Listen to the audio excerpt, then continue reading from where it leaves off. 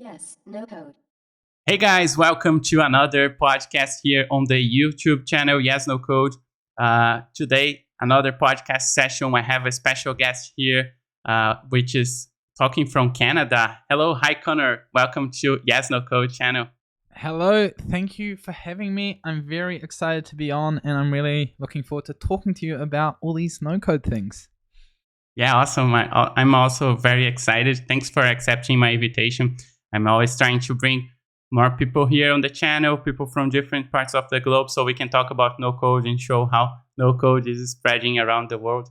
So yeah, awesome to have you here because I've been following your work on your channel. So congrats on that. You'll talk about Webflow, Zapier, Airtable, bunch of cool stuff on your channel. So yeah, thanks for coming here. And before we get started into the actual conversation, we have a few topics prepared here. I would like you to introduce yourself for the audience so people can know you as well. So Cool. Tell us a little bit about yourself. Cool. Yeah, so my name is Connor. I'm originally from New Zealand, but I moved to Canada a little bit over a year ago. I used to work as a Facebook advertising freelancer, so that's kind of how I got my start in the freelancing world.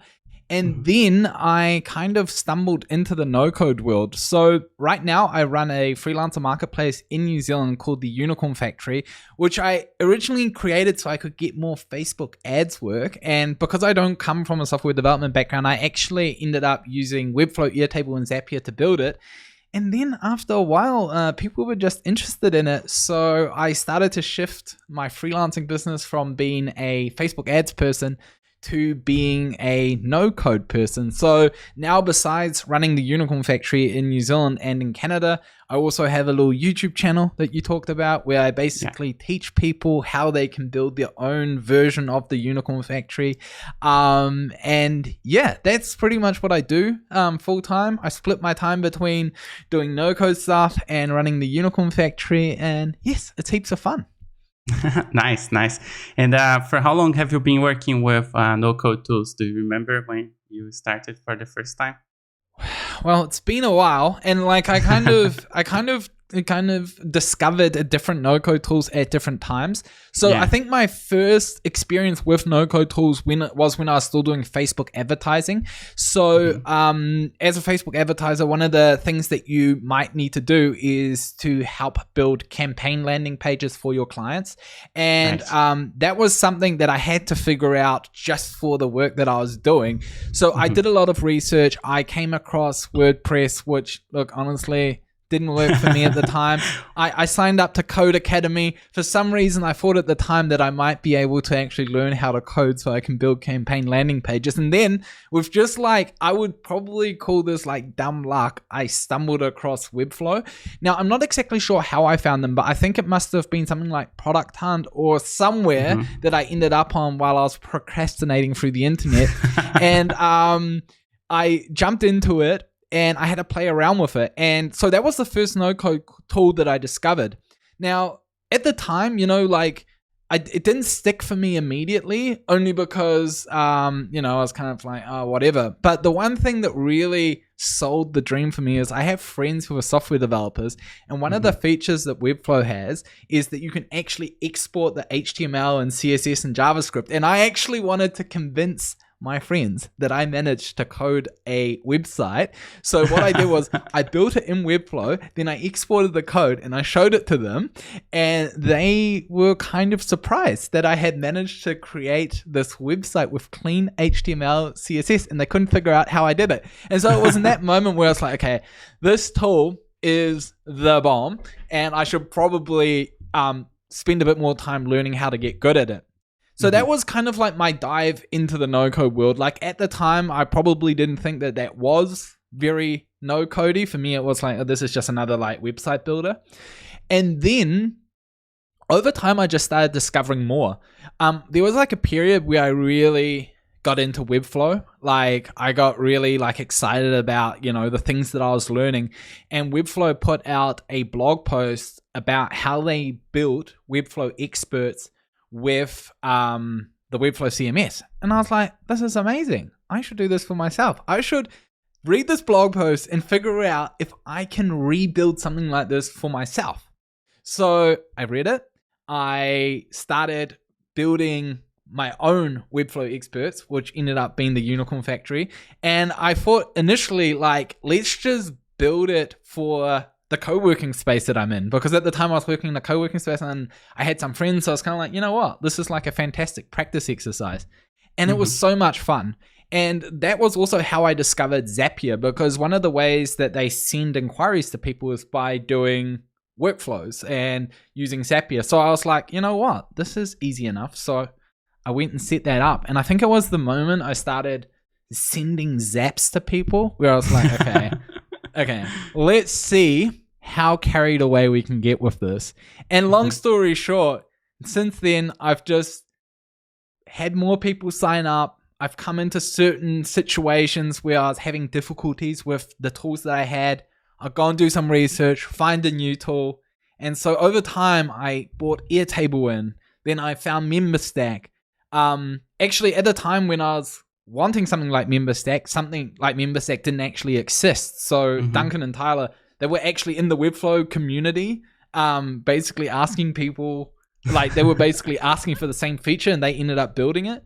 And then over like the course of like 2.5, 3 years, we just started adding more tools like Parabola, which was at the time like a game changer. Then a little bit of Integromat, then JetBoost, and a whole bunch of things. So now I just use like way too many no-code tools to count. And yeah, it's helped me get very far with the Unicorn Factory and other no-code platforms. Right. Nice. And we are, of course, going to talk about the Unicorn Factory a little bit more down the road. But do you think like having a project that you wanted to create was kind of a good idea or a good situation that you had and that motivated you into learning no code? Do you think like does having a project that you want to create does make a difference when you jump into this new universe? Like 100%. So I'm actually happy that you brought this up, because nowadays I see a lot of people who try to learn no code, but they don't actually have anything to work on. So they rebuild tutorials that might not be particularly useful for them. And part of the magic of like building your own platform and learning these new tools is that you're actually doing things that are useful to you. You know, so whenever I discovered tools like Zapier, what that did for me was it helped me run my little business that I had set up a lot better. So now instead of having to manually forward on emails to the different freelancers on the Unicorn Factory, I actually had a tool that did it for me. And so when you're learning these tools and you're building things that are super useful to you, and you have those little moments of like, wow, this is awesome, this works, that will motivate you to do even more. So yes, 100%, it's super important to have a project for yourself. I wouldn't even really worry about whether you're doing no code, whatever it is. As long as you have a project that you're interested in, that you want to work on, then all of the tools will find you, and you'll kind of just make it happen with what you discover. Yeah. And I always say something like that, like if you want to actually learn no code or anything, like just have something that you really want to do and work on that first, because that will motivate you into learning new things. Because if you just say, oh, I'm going to learn no code just because I heard about it and it sounds cool, but you don't have actually any purpose in order to achieve any goal or solve any problem, then maybe you will end up like giving up sometime. But if you have actually a right reason behind it, then it will help along the way, I think. Completely agree. Nice. And then, let's jump into the topics we planned for this session. So since we are getting at the end of the year, and we had a lot of things happening in 2021, and we have seen like so many investments in no-code tools, a lot of things happening in this field, and a lot of new tools also appearing in the market. How do you see no-code in 2022? What are your expectations, or how do you think 2022 will be in terms of no-code? Yeah, I mean, to be completely honest, you never know. Like nowadays, things are moving so fast that they can kind of go in whatever direction they want. But I know that that's not a particularly good answer, so I'm just going to come up with what I think could happen. Yeah, let's think about anything. So one thing that I think is going to be a big game changer in 2022 is the payment space. Now, I can't dive into too much detail about the kind of things that I kind of know, but for example, the things that Stripe has done with payment links is very, very promising, because this is a company that has predominantly focused on serving developers who are now creating tools and solutions for the no-code community. So I think a lot of companies like Webflow, Airtable, Zapier, all those kind of things have done a lot of great groundwork bringing non-developers into the software development space and have basically opened up this entire market, which means now there's so many more companies who are seeing what opportunities are out there within that community and within that market, which means there's a lot of innovation happening in that space. So I think that seeing what Stripe has been doing with payment links is very, very promising, because I feel like there'll be a lot more stuff coming and a lot more that people will be able to build on. So that is the first thing. The second thing that I think is very exciting is that a lot of the already established no-code companies like Webflow, Airtable, those kind of companies are expanding what they do into different areas. So as a Bubble user yourself, you'll probably know that what Bubble is really good for is that it's kind of like an all-in-one tool, you know, like you can build databases, you can do the design side of things, you can do workflows and all those kind of things. And traditionally speaking, tools like Airtable, Webflow, or Zapier usually just focused on one aspect of building a website. But my prediction is that, like, going forward, and this is not even really a prediction, really, like Webflow announced a lot of these things in the no-code conference. They're going to tap into spaces where instead of just building a website inside of Webflow, you'll be able to build an app. The same thing goes for Airtable. Maybe like a week ago, they launched a brand new feature called Interface Designer that is pretty much moving them from just being a database tool to now also being a tool that you can potentially use to build internal apps that you can share with your team. And I feel like we're just scratching the surface in terms of what will be possible. Even if you just think about where we were this time last year, so many more things have been added. So I'm anticipating that like much of the same will happen. Yeah. I agree with you. Like, even though we had a lot of improvements that we were expecting sometimes for a long time, and sometimes things that we weren't imagining at all, even with all that coming up, like we still have a long way to go. Like we still are going to see like incredible things.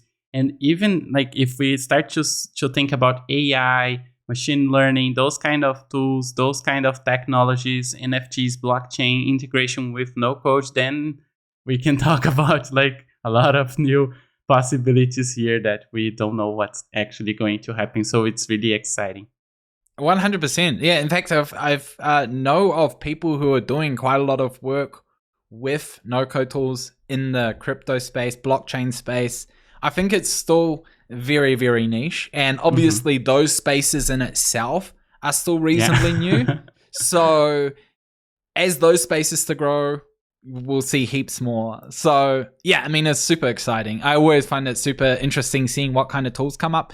To be completely honest, I'm mostly interested in seeing like what the big tools do. Like, you know, how companies like Webflow or Airtable, Zapier, Bubble, those kind of companies adapt over time.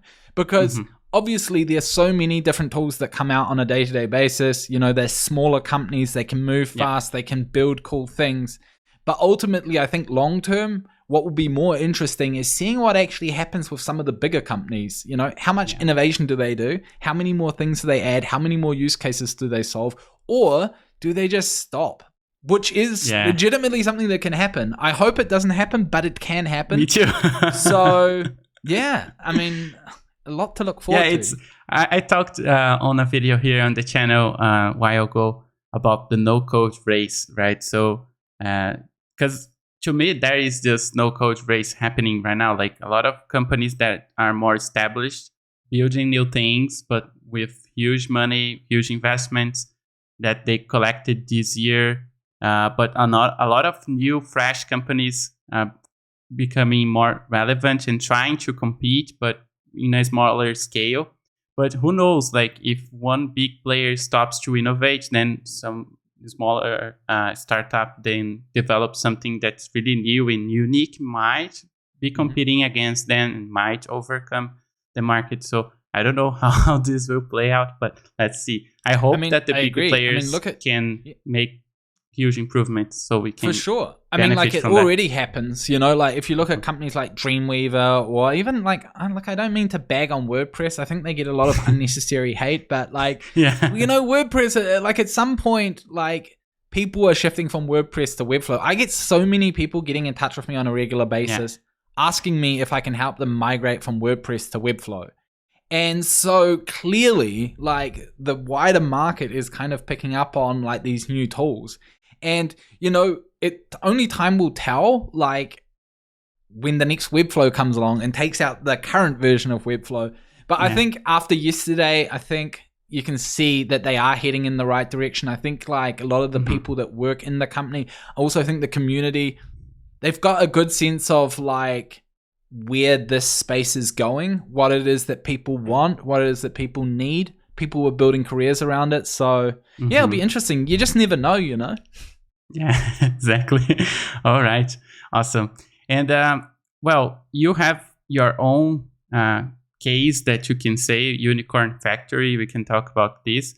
But do you know any other examples of good cases that people build products with no code that you could share with our audience so people can know what is possible to create with no code? So what other successful projects have you seen in the no code space that you can mention that you think might be relevant? Yeah, I mean, there are like a lot of projects in the no code space that I've seen that I admire a lot. Like I've worked with a lot of people who have built their own marketplaces that have done incredibly good things. One that comes to mind straight away is a company called Chive Charities. So this was actually started by some friends of mine in New Zealand. And basically what they went and did was they helped small charities in New Zealand find donors. Now, this is kind of a success story in the sense that there's actually no way that anyone could solve this particular problem with technology because the market is just simply too small. You can't justify spending that amount of money on developers to build a platform that solves that particular problem, which is why you typically don't see people building those things. And the two founders that started the company went through the process of not knowing anything about any of the tools, learning how it works, getting a site up and running. And now there are people out there, charities out there in New Zealand who are getting donations as a result of the work that they did. So when I look at things like that, those are like huge success stories to me. There are also other people who have built sites like goodbooks.io, which is a directory with books that different people recommend.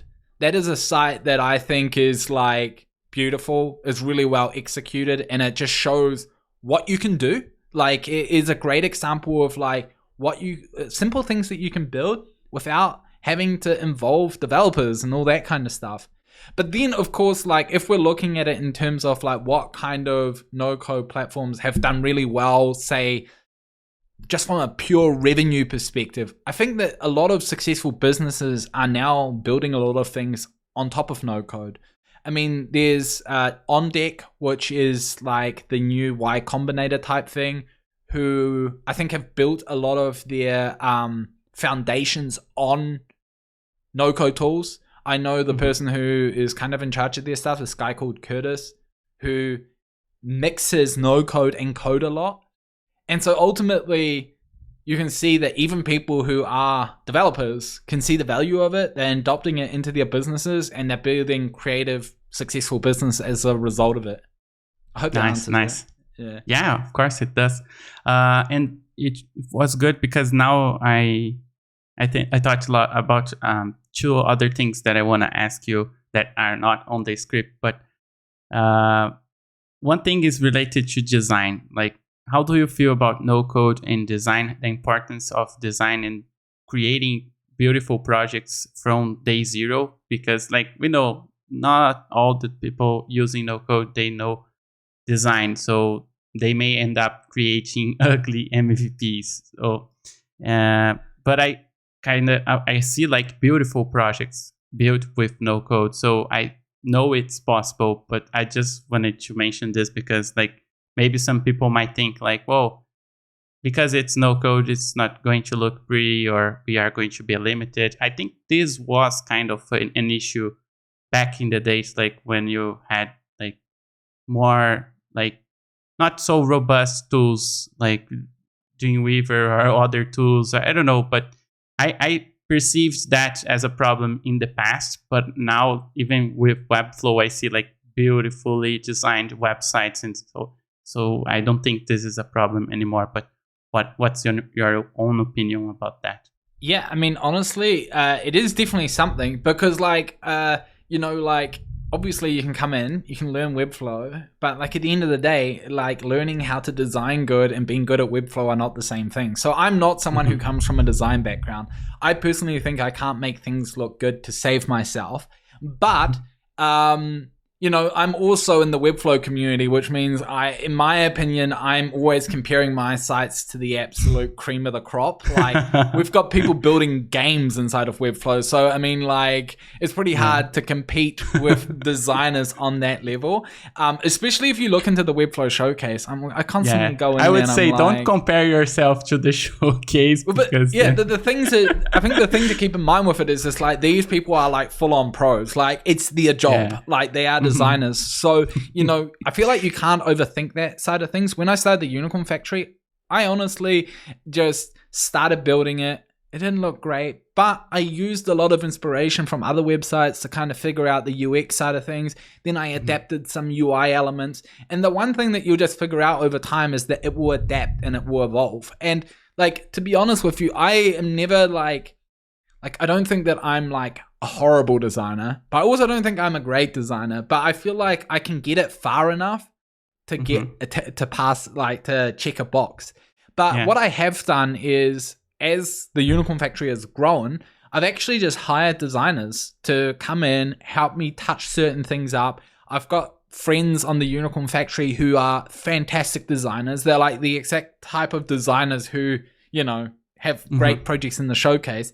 And I've just asked them if they can come and fix things up, and they would just jump in there, fix it all up. So, even though I think a lot of people in the no-code space like to be all-rounders, it's completely fine to like not be perfect at certain disciplines and just hand it off to people if you're at a stage where you can afford it. Yeah, I agree. Awesome.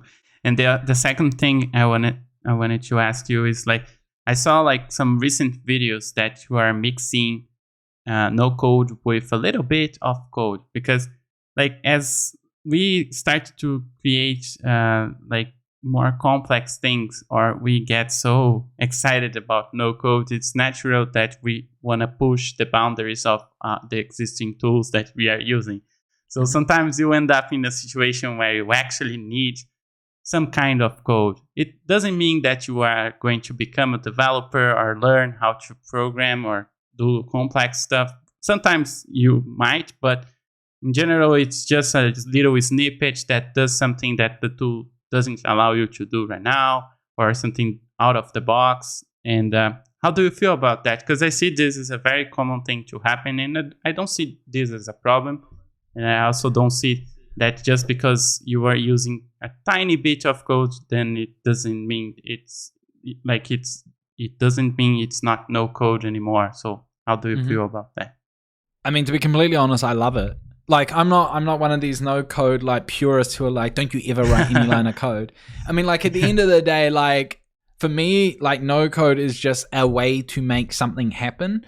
And so whether I do it with code, whether I do it with no code, doesn't really matter, like as long as I manage to get it done. But just from like a personal perspective, I love it. Like right now, like what no code made me feel is like, for the first time, it made me feel like I can actually do things that I could otherwise not do. Like you go from not knowing how to set up a marketing website to suddenly you've got a marketing site set up, and you go from not knowing how to set up an automated workflow to suddenly having an automated workflow.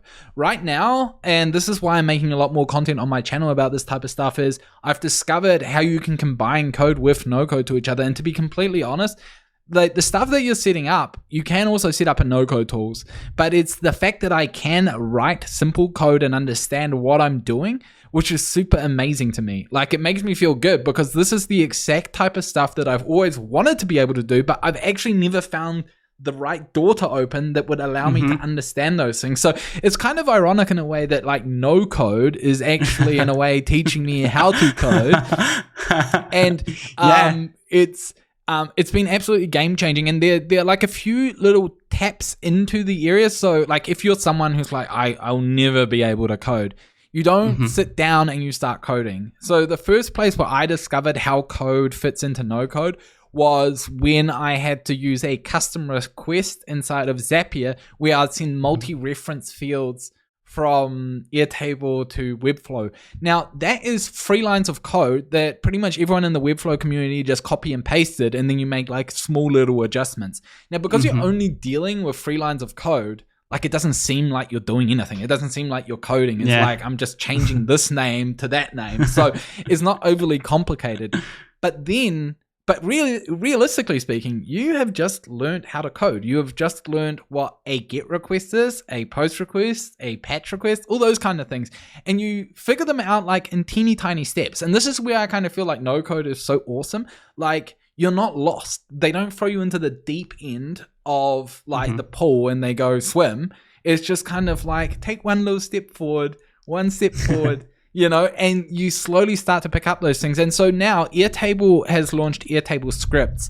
And that was something that I personally thought like 4 months ago. I was like, I'm never going to touch this. How am I going to figure it out? But then I discovered one tutorial that solved a very specific use case that I was trying to solve. And before you knew it, I was copy and pasting code from everywhere. Then I started writing my own lines of code. And it's a magical world. Let me put it that way. It's so much fun once you get the hang of it. So now I use Airtable scripts quite heavily. I still feel like I am a beginner at it, which I definitely am. Like my friend Aaron, who also runs a little YouTube channel, and I started writing some code, and then we actually gave it to an actual developer to review. And let's put it this way. Turns out we don't have best practices yet, but it works. So it's really good. It's been super fun. Nice. And was it hard at the beginning, like, to learn how to use even those small little piece of code? Like, because a lot of people, I feel they are afraid of even like just a small snippet of code. Like, how was the beginning for you? Well, to be completely honest with you, when I started it, I didn't consider it coding. So when I did the real simple one, which was the custom request inside of Zapier, I didn't consider that coding because it was simply copy and pasting. I didn't write anything. So I was like, well, that doesn't count because you're not actually coding. But wrong. It turns out that most of the stuff that developers do is just copy and pasting. So in a way, that is where you start. So when I jumped into Airtable scripts, when I looked at it the first time and I didn't really know what I was doing, was it hard? I mean, for sure. I was like, I don't know what I'm looking at. I don't know where to start. Like what exactly am I supposed to do here? But as soon as I had a project, and that comes back to the point that we talked about at the beginning, as soon as I had something that I had to build, I knew exactly what I had to do and I knew where to look for certain things, then the ball started to roll. And oftentimes finding out what you should build comes from watching content on YouTube, like watching your videos or watching Aaron's videos, and they'll give you ideas. It's good that we have like a lot of people in the no-code space sharing content. Otherwise, you would be lost, right? Absolutely. I mean, and it's so good because like that's the only way that people really figure out these types of things. Like I didn't teach all the no-code stuff to myself. I learned this stuff by watching YouTube videos. So I learned Webflow by watching Pixel Geek or Nelson's YouTube videos. I learned a lot about Airtable from watching Aaron's stuff. So it's kind of important to like, it's kind of like out there. It's kind of valuable to both consume the content, but also share it because you're essentially, by creating content, you're giving people that door that you were given to lead you to the point where you are now. And I feel like that is something definitely worth doing. Yeah, nice. And also, I think like no code is also a very nice way to get started in this tech world because like you said, it opens a door for you. Like even if you want to become a developer later on, starting with no code will give you this sensation that you can actually build things, and then you get more interested into it, and then you may end up using code, and then you can actually say, oh, now I'm going to actually learn JavaScript or any programming language that you like, React, anything like that. So it's really nice. And also I feel like the most common case is that you need to actually use code is when you are actually trying to work with APIs. Do you feel the same thing? Like, because you need to actually learn how APIs work and how to get JSON data and pass some information from one end to another API. So is that the same feeling for you, or do you see other situations where you end up using code as well? I mean, 100%. Like, as soon as you start to understand the no-code version of a certain concept, it's a lot easier to understand the code version of a concept. So, for example, when you look at something like the Webflow CMS or say an Airtable table, and you see how the columns look visually, or you see how the Webflow CMS looks visually, then in a way, you're understanding how code actually works. Because really, all you have there is like a nice abstraction of what like JSON looks like. So yes, 100%. So like I found that just being in this no-code world and like discovering these little concepts and the visual abstractions of a certain concept like an API or JSON made discovering the code version of things super easy, or not super easy, but less intimidating. And so like I think understanding APIs and how different databases talk to each other is a super important concept. But the most important thing about it is you don't actually, if you're just getting started, you don't need to look up what is an API, how do APIs work. That is the beauty about no code. You're going to actually jump into Zapier, you can connect one app, you can connect it to another app, you can map your different fields, and you're essentially learning how APIs work without actually knowing how it works. And that is exactly what is so cool about this space. Yeah, awesome. And just to clarify, maybe it's for someone that's really new to this, the idea of no code is not that there is no code at all. Actually, the tools are doing the work for you, the heavy lift for you. They are compiling and generating the code on the background. So as you drag and drop and do visual iterations on the screen, then the tool itself is building that code for you. But the code is still going to be there. Well, let's talk about Unicorn Factory now. Can you tell us a little bit about what it is for those who don't know, and how it started, and also if you have plans for the future? I know that you have a version in New Zealand and a version for Canada, so you are expanding the business.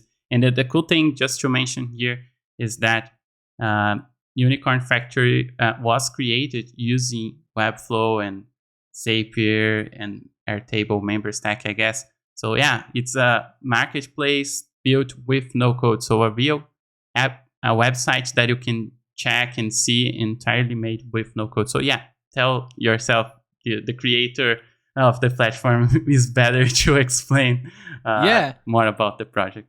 I mean, so in a nutshell, you've explained it really well. It's like a freelancer marketplace. I use Webflow, Airtable, and Zapier to build it. Now I'm using like 10 or 11 different tools to kind of power the entire thing. Wow. But yeah, the whole idea behind the Unicorn Factory was to make it easier for businesses in New Zealand to hire local freelancers. So like, let's be honest, I didn't invent freelancer marketplaces. Freelancer marketplaces are out there. There's Fiverr, Upwork, all of those types of things. But what I wanted to do, there were actually two things I wanted to achieve. First of all, I wanted to make it easier for businesses to hire locally, because I think a lot of businesses, especially in New Zealand, miss out on getting really talented people to help them build and grow their business because they're not comfortable hiring people from overseas. Now, you know, those platforms are out there, but they serve a very specific type of business that will hire people off sites like Fiverr. And what I wanted to do is just create something where, like, if you wanted to catch up with someone to build your website, you could actually meet up with them for a coffee instead of a Zoom call. But then COVID came and that was all over. So now it's all on Zoom anyway. But so that was like one of the purposes, just make hiring locally a lot easier. And then the other aspect of it was creating opportunities for freelancers. So look, when I started it, I didn't start out with this heroic mission of helping freelancers in New Zealand. It was simply, I need to get work for myself. So I'm going to build this website for myself. I'm going to give myself a golden verified tag so that every person that visits the website thinks that I am special because I have a golden tag. But that was like my main idea at the beginning. But when as I started to build it and I started thinking about what I want to do with it, one of the things that I kind of thought was very cool about the website and something that I hadn't planned was that there are a lot of people that use the Unicorn Factory as their way to break into freelancing. You know, like there are a lot of people out there who might be really good copywriters. They might be really good at marketing or design, or they might do it as a hobby. You know, like we have a lot of illustrators who enjoy drawing, but they have no idea, like, how would I find someone who will pay me money to do this? And so what I want to do with the Unicorn Factory... It's really hard at the beginning to get recurring clients. So the marketplace might help with that. So you get a lot of traffic and you help people. For sure. And it's clients. And the whole goal is, the way I look at it is like, when I started freelancing, I got my first client from someone referring someone to me. They were like, hey, Connor can help you with your Facebook ads. And so what I want to do with the Unicorn Factory is do that on a bigger scale. So I want to help someone get their first client and kind of be like, look, this is possible. Like I can kind of do what I enjoy doing for a living, and it's realistic. And we do also like a whole bunch of other little things like community stuff and like just making sure that people get into the community, they learn the ins and outs of freelancing and stuff like that. But ultimately what my goal is to like kind of provide a platform where people can kind of start doing what they love for a living. Because like when I started my entrepreneurial journeys, my freelancing journeys, I am only here because people gave me those opportunities. So I always kind of thought it would be like really nice to be able to do something same, because when I think back to the people who did that for me, I kind of very much look up to them. And I feel like if you model yourself based on stuff like that, it's like pretty sustainable. It's something that feels good even when things are not going well. And so, yeah, I've been doing the Unicorn Factory for about probably like properly, like actually caring about putting effort into it for about 2.5 years. We've got about 630 odd freelancers on the website right now. Throughout the years, we've had like a lot of people sign up, but my focus is to keep it nice, small, and nimble. Like my goal is not to become a massive like marketplace with like the most freelancers. I rather have a small group of people who are serious about it, who and kind of care about themselves, like they put effort into like getting good at what they do. And so ultimately long term, my vision is to create like a community of the best freelancers in New Zealand. And now I've also started in Canada, so I'm basically starting from scratch again. I had to go through the entire process of finding new freelancers, and I'm still in the very early stages of that, but it's going already in a similar direction. And again, the goal with it is the same. It's to basically help people get their first start as a freelancer, make it easier for businesses to hire locally. And yeah, so that's pretty much the Unicorn Factory. And do you have no-coders as well in the platform, or not yet? We have a lot of no-coders. For some reason, nice. So for some reason in Canada, most jobs that we get for the Unicorn Factory in Canada is Webflow and Airtable stuff. Now, I think it probably has something to do with the fact that I started it, and that because of like the YouTube channel and all that kind of stuff, people hear about the Unicorn Factory that way, but they're probably already coming through like some form of like no-code, like they have some kind of no-code thing that they want to do. So we get a lot of Webflow jobs, a lot of Airtable jobs. We get like a fair amount of illustration jobs as well. Pretty much in New Zealand and in Canada, we get so many people who ask us to build marketplaces. They're like, hey, I'm trying to build the Unicorn Factory for this particular thing. Can you help me? So that's nonstop. I've even had people say, hey, I want to build a freelancer marketplace in New Zealand. Can you build it for me? So, so you get all sorts of requests. But like in New Zealand, it's not super no-code focused. We get mostly copywriting work. We get design work. And it really depends. But yeah, oftentimes it's got a good spread between all the different areas. Nice. And about no-code and the platform that you built, Unicorn Factory, what would you say in terms of advantages of using no-code to build that business? How this played out for you? Well, there are a lot of advantages. Advantage number one is I did not have to spend thousands of dollars on a developer, which really that would have stopped me right there. If it would have been like, pay that much, you're done. So, because I tried, I actually asked people how much it would cost to build a platform like this, and it's like $40K upwards, and it's like, well. And you have a huge risk, right? To spend all that huge money risk, but without knowing. Like the 40 grand, that sounds bad enough if you're starting a business. But what people never know is the actual thing that hurts is like the extra 5K every month to maintain your platform and this and what you want to change the logo on your header. Yeah, that's 4K, that kind of stuff. That's the killer. So that again is another real benefit of using no-code tools. At the moment, it costs me around $550 to run the Unicorn Factory New Zealand, Unicorn Factory Canada, and like a few other little projects just to pay for the no-code tools. And so, it doesn't take much to break even. Like nowadays you can break even pretty much immediately with these tools. And so in that, just from a financial perspective, it's so worth it. Then like a thing that I would like, if we like take money out of the equation, another thing that I love about this is like you are like completely autonomous. Like if you want to build something. Like you don't need to like jump through hoops to get someone to build something, or if you want to make small little changes, you don't need to go through a huge trial. You log in, you make your change, and you're good to go. And so there are so many benefits from it, but I'll probably say that from a financial perspective, that's the obvious one. But then also just the ability and the feeling that you get of being able to do what you want to do when you want to do is just unlike any other feeling. Yeah, I remember myself in a meeting talking about some changes that I needed to do on a website using Webflow. And then at the end of the meeting, the change was done because I was actually doing that on the other screen on the side. So kind of really fast fixing anything that I needed. Exactly. We speak the same language here. This is exactly what I'm talking about. It's like you fix the problem while you're talking about the problem. Yeah, really nice. All right. Any plans for the future for Unicorn Factory that you want to share?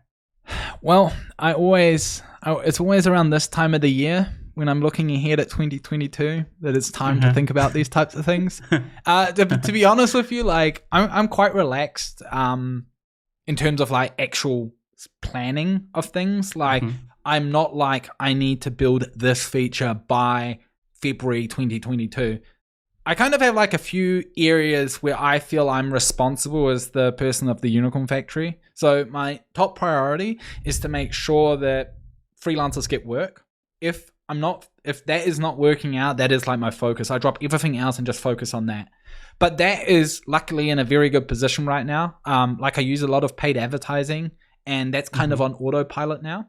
Then the next area of priority that I have is to actually help freelancers convert leads into paying clients. So I don't just want to send them email addresses and those email addresses like disappear in the abyss of nothingness.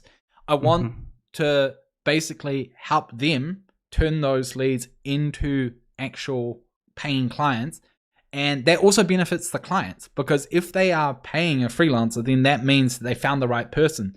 So a big focus for me in 2022, or at least in the earlier stages of 2022, is going to be to do a lot more work around the education side of things. So I'm going to do like so we've started doing little office hour things where every 2 weeks you can kind of gather in Zoom. You can ask questions and we can all kind of get together and help each other out. And we've done a few of those and it's been really great because everyone in the community has like an opinion about something. So like, how do you price your stuff? All that kind of stuff. And it's been really great bringing everyone together. And I think especially for people who are just jumping into that world, you're suddenly like, you actually have reference points. Like you're suddenly like, it's kind of similar to like learning no code or learning Airtable scripting. It's like, well, you don't know what you don't know unless you operate in those circles. And so I want to create the circle and like bring people in so that they can kind of share what they're doing. So that's been a big part. I'm also going to do like a little mini course.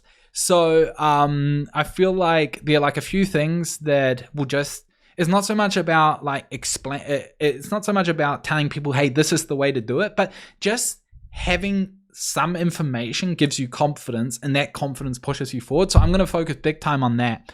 And then from there, I'm going to see where the wind takes me. I think like if I had to have a look at what my like long-term goals are with the Unicorn Factory, one thing that I do have on my bucket list is one day I would like to open a co-working space for the Unicorn Factory and basically allow freelancers to work from those co-working spaces. I think that would be pretty neat. Other than that, I'm kind of just like, whatever, like just let whatever happens, you know? So yeah. Nice. I can imagine what we're saying, like putting everyone in the same room, like once this situation is all over and everyone is safe to do that. But yeah, I can imagine that, because I organize meetups for kind of 2 years, almost 3 years, and I organize sessions like with like small events, getting designers to talk about anything related to the area. So it was really nice doing that for a long time. So I really can picture you doing something similar. And it's really nice when you bring people together and share knowledge. This is very important. And we are trying to do this virtually, but yeah, having people around and in the same room is really a different sensation and different experience for sure. For sure, yeah. So Christmas is around the corner. So how do you feel about it? And then what would you ask if you could make a Christmas wish, and ask for a gift in the no-code space? Any improvements or anything you want to see in any specific tool that you use? What would you ask for if you could ask a no-code gift for Christmas? Wow, that's a good question. See, I've kind of like spent enough time in the no-code space that I've just kind of been like, don't make wishes, because like the more you want something, the less it will come. So I'm just kind of whatever. Give me whatever. But, you know, again, not a great answer, so I'll just come up with something. I mean, to be honest, like I'll keep things simple. Like I just want access to Webflow memberships and the new features, the logic functionality, you know, like it would be cool to play with that.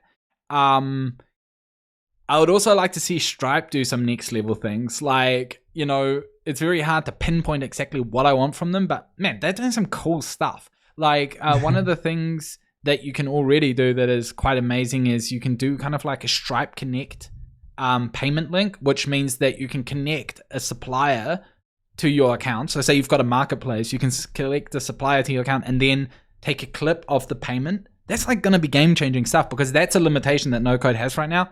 There's just no tools out there that do that. So you mean split payment feature? Yeah, I mean, yes, you're right. Like you can take things, but like, yeah, what they do is like Stripe Connect is what Airbnb uses or what Uber uses at the moment, but at the moment it's only like in code form, but now they've got like the no code version of that. So I honestly, if you said to me, Connor, you can have whatever you want right now, tell me what it is, and I can only pick one thing, I would say I hope that Stripe goes wild this year with no code things. And if that happens, I think we're in for a treat. I think there's a lot of good things coming. Nice, awesome. And do you want to share your social media, your website, anything for the people who are watching here, just so they can check your website, your YouTube channel as well? Feel free to say anything. Here comes the big sales spiel. Yeah. Okay, for $19.99. No, I'm just joking. So, okay, I've got a YouTube channel. Yeah, like I suppose you can just link it down below. I talk about Webflow, Airtable, and Zapier stuff. You know, probably similar content to this channel. And then also I have a website, connorfinlayson.com. I've got a few resources on there. So like if you want to dive into the Airtable scripting world, there's like some free code snippets that you can copy and paste over. What else is there? I am on Twitter. You know, honestly, I don't tweet much. I pretty much just share my YouTube tutorials on there. That's about the extent of my YouTubing. Even though this week I got quite excited with the no-code conference, so you might see like a barrage of tweets in there. And if you want to check out the Unicorn Factory, you know, if you're in the market for hiring freelancers, you know, like check it out. It's we've got a lot of good people on there. But other than that, you know, I'm usually open for chats. Just message me and I'll respond at some point. All right. Awesome. It's been a pleasure, Connor, having you here today. Thanks so much for participating here in this podcast, Yes No Code podcast. I hope that you are watching here right now, that you could get a lot of good insights and information about no code. Feel free to leave a comment down below if you feel like doing that. And don't forget to subscribe to the channel. Leave the thumbs up if you like the content, and do whatever Definitely you feel hit the like button. The like button. He will never tell you, but the like button is important. You need to help him out with his channel. Smash that like button. Hit the subscribe button. It helps out a lot. It'll take you a second. Thank you. And then go to my channel and then like every single one of my videos that I've ever posted. All right. So to finish off, let's try to do the classic thing that I do all the time with the guests here. So I'm gonna count 1, 2, 3, and we can try to say, even with the delay here, yes, no code together. Shall we? Love it. Okay. 1, 2, 3. Yes, no code. No code. Oh my god. That Thanks, delay guys. was Bye-bye. on another level. That delay was big.